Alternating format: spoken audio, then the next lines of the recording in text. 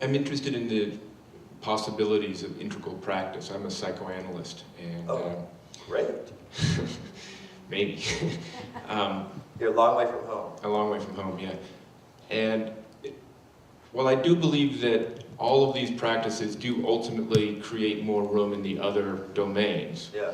it does seem to me that, say, analysis asks you to enter very deeply into certain unskillful states in the transference, to not move away from them too quickly through locating the skillful state of big mind in order to fully plumb the depths of those difficulties, so that the release into, and that the destruction of narcissism can be much more thoroughgoing. So I guess one of the things that I struggle with is when trying to do both at the same time may prevent deep enough work in any one of these domains. Yeah, it's a good point.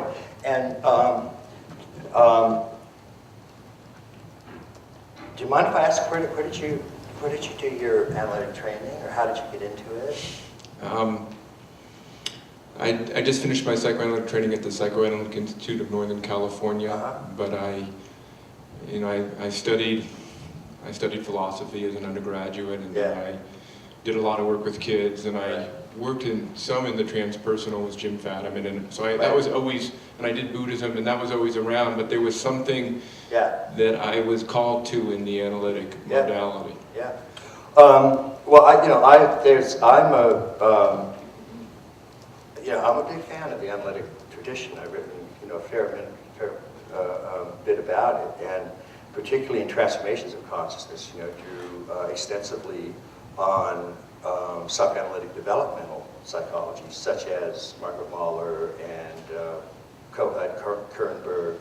But even in going back to the early traditional analytic movement with Freud and Ronk and Ferenczi and so on, it was an extraordinary experiment in depth that they were involved in.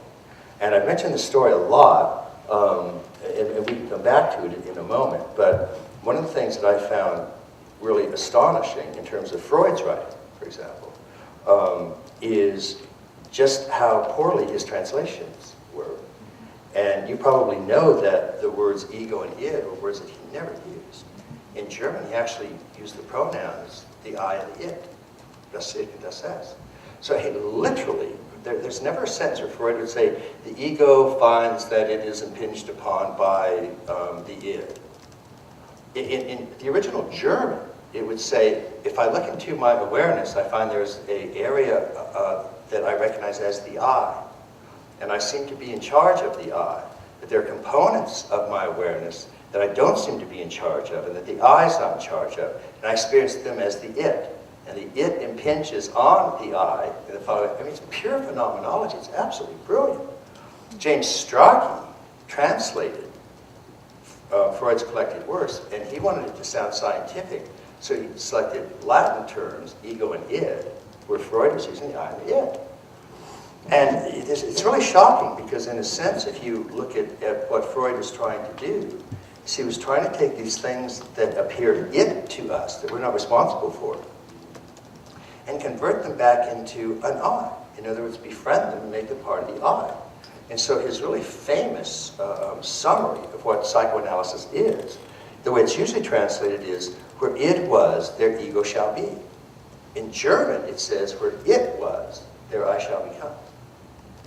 And the concept of the it he got from George Grodek. And George Grodek actually wrote a book called The Book of the It. And the it for Grodek was very like the Tao, and he's very influenced in Eastern traditions at that point. And talked about this great impartial it, we would even say Tao, that moves us. And that part of what we have to do is reconcile the I with this great Tao, with this great it. And I'm not to imply that Freud was getting too mystical in all of this, but that he really was, in a sense, plugged into a lot of these currents.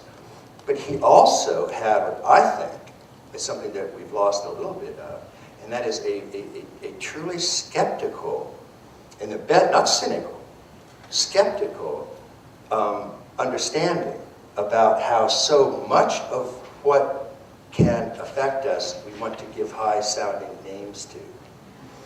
And so there is a constant being on the watch for the ways in which we can kid ourselves, the ways in which we can lie to ourselves, the ways in which we can kid ourselves. And I think at the very best, that was Freud's enduring contribution. There are these components, that some of them really do come from earlier pre-rational, infantile in the sense of appropriate when we were early, but that they haven't been, in the best sense, outgrown. They have been integrated and differentiated. I think that's an enduring contribution, and I think the psychoanalytic tradition is something that really needs to be an important part of any integral approach, and it's certainly something that I've tried to include a lot of. I worry a lot that the postmodern, that Freud's been attacked from a lot of different angles, including the postmodern. Even though there is a tradition of postmodernism through Jacques Lacan and people like that tried to pick him up and reinterpret him. But I can see that the analytic tradition would speak to you, even in the midst of humanistic and transpersonal. And Jim Fadiman is one of my favorite people. So I'm really kind of glad that you're doing that, and hopefully you would stay in touch with what we're doing. To address specifically what I take to be your issue, there's a phrase that some writers have used, and I really like a lot, called spiritual bypassing. And what it means is something you'll want to kind of be careful of, which is that it's sometimes a little bit too easy to get into a spiritual state that then allows us, at least temporarily, to ignore or not pay sufficient attention to some of these shadow elements.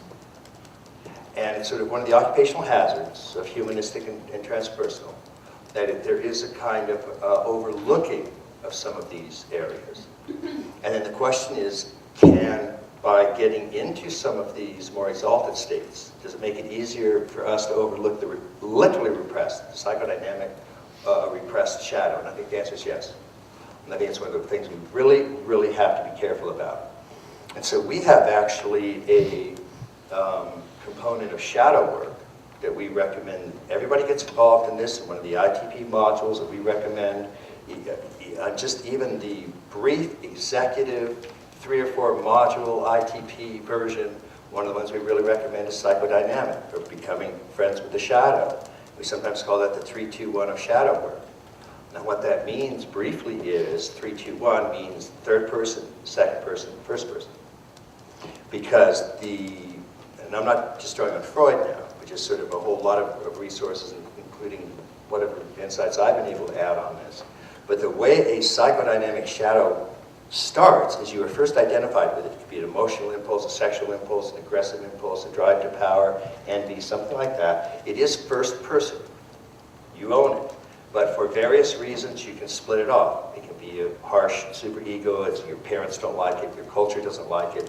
And that first person impulse, I'm mad at you, I have aggression towards you, gets dissociated, repressed, and turned into a second person impulse. So I'm no longer angry. I wouldn't have that. But you seem to be very angry. And I'm concerned with this anger you have. And it's often anger addressed at me. And the reason is it's my anger. And it always remembers. It's like a honing pigeon. It always knows exactly where to come back. So it starts out, I'm mad at you, but then all of a sudden you're mad at me. It's like it's retroflected. And so it becomes a second person. Now, if it can get really dissociated, it can be completely disowned and appears a third person it. The anxiety, it's stronger than I am. The desire to eat, it's stronger than I am. And so that, incidentally, just to touch base with Freud, we have exactly this formula. I has become it. Ego has become it. And so where it was, there I shall become. So again, we don't do this primarily in reference to Freud, although he was talking about this to some degree. So you might have the 3-2-1 of shadow work is there might be a monster in the dream that's attacking you. And of course the monster is a third person it. Oh, it's not me, I don't know what that is. So what we recommend is you start and convert that third person attacking, negative, fearful entity into a second person. Now remember, first person is the person that's speaking, second person is the person spoken to, and third person is the person or thing spoken about. So it could be third person is they, them, or it. So first you take this it that's so frightening and address it as a second person. Say, what do you want? You know, you're talking to this monster that's about to devour you. And then you have a dialogue with this monster. And there'll start to be a lot of fear around that. If it's a really frightening monster, and the monster could be anything. It could be a loss of a loved one. It could be some fear of retribution. It could be some aggressive state. So you're addressing that in dialogue as a second person.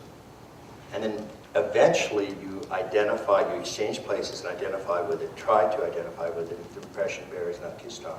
You say, okay, I have this aggression, or I have this anger, or I have this envy, and so on. And that's reintegrating to some degree that shadow element. Now, it's not just that easy, but it can be. It's a way to stay in touch with that. And it's one of the modules we recommend very strongly in terms of doing that. And it's also this shadow component, the psychodynamic component, is something you don't get very much of in the traditions, because it's a unique contribution to the modern West in that form, and it's something that even you don't get much of in humanistic and transpersonal, because they're just not quite in touch with that. So I can see that even being in some of that milieu, you would still find it appropriate to go into something that looked at the shadow and that didn't just spiritually bypass it. So again, stay in touch and give us any feedback you have. Does some of the above address what you're talking about? Do you want to follow up?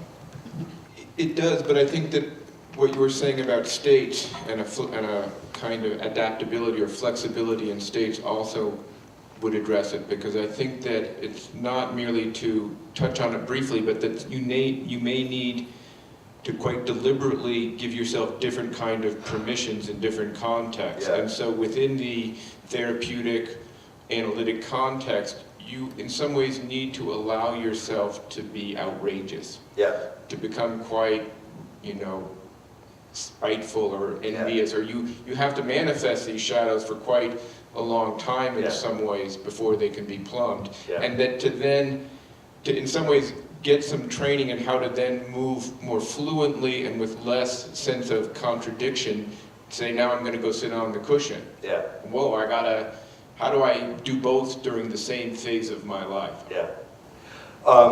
That's what we're looking for, is exactly how to continue to integrate these.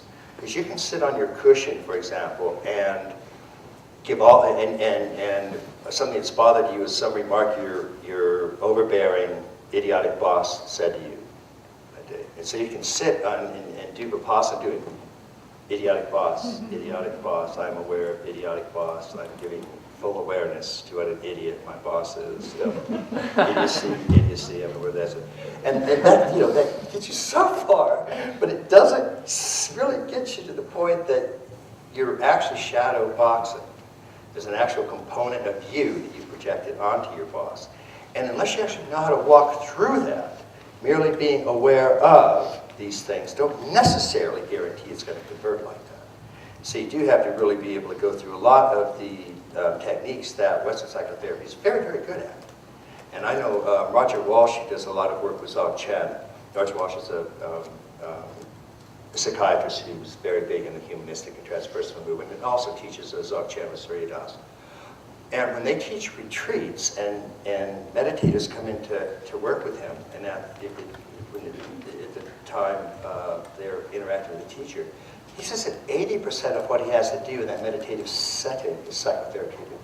And it just doesn't, it's not really dealt with quite as well. Just saying, give more awareness to it, give more awareness to it. I mean, how much more aware can you be of your idiotic boss? So I think these are all issues that are very up, actually. Yeah.